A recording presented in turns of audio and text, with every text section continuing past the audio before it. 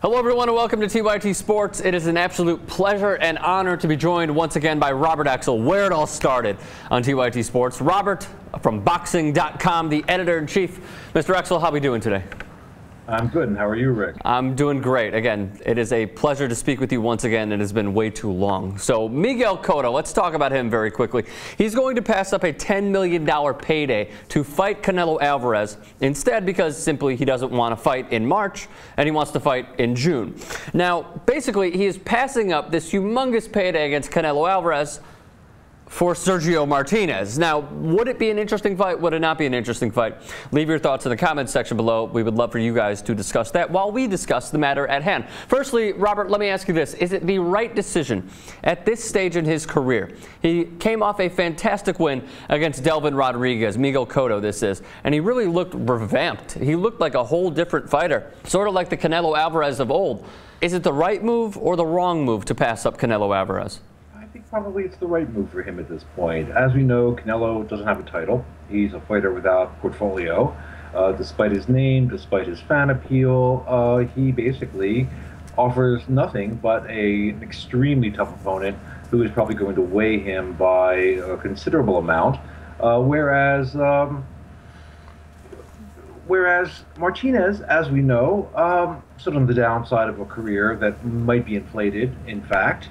But he is a legitimate middleweight title holder, and I think he offers less competition than Canelo would have offered if they were to have fought. Yeah, I don't disagree with you on that front. It seems like it would be less competition in Sergio Martinez for the sole fact that he's only fought one time in 2013. He's coming off knee surgery. It seems like his knees have been terrible throughout this entire 2 to 3 year process, though Martinez did beat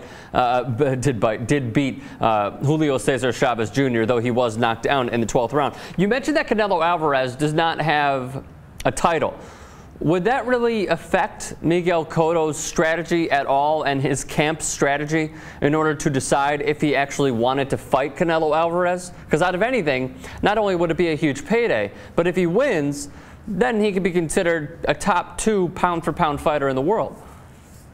That's true, but there may be other factors as well, aside from money, aside from looking ahead. I mean, we have to assume that Cotto doesn't have that many fights left in him, 2, 3 perhaps.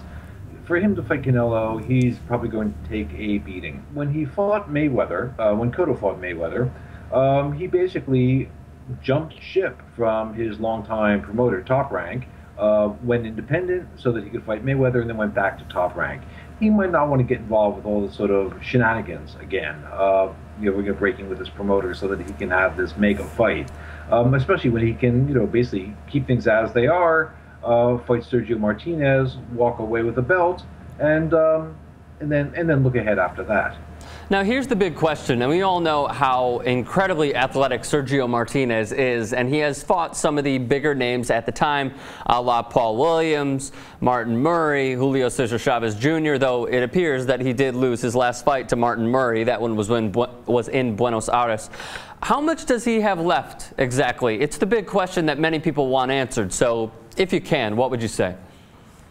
Well, we don't believe he has that much left. I mean, he's not a young man. As you pointed out, he seems to get injured with every fight, whether it's broken hands, whether it's knees. He is not a young man. He is fighting above his natural weight. He has been put in with tougher competition in his career than perhaps he deserved. He certainly proved himself a worthy champion. There's no question about that. A class act all the way. But there is a question how much he has left. But Sergio Martinez is Sergio Martinez.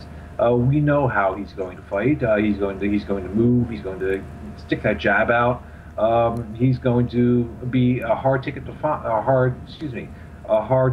find. Sure. And Cotto, I mean, he's going to be a search and destroy, because that's going to fighter Cotto is. Robert, let me interrupt you for a second. Is that because of the new trainer that he has in Freddie Roach?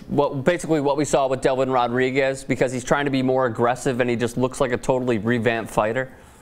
Well, yes, I mean, that certainly has a factor. I mean, there's no discounting Freddie Roach's influence on every fighter. But he was also up against Delvin Rodriguez, and I don't wish to sort of cast aspersions against Delvin Rodriguez, but nobody ever mistook him for a world-class fighter.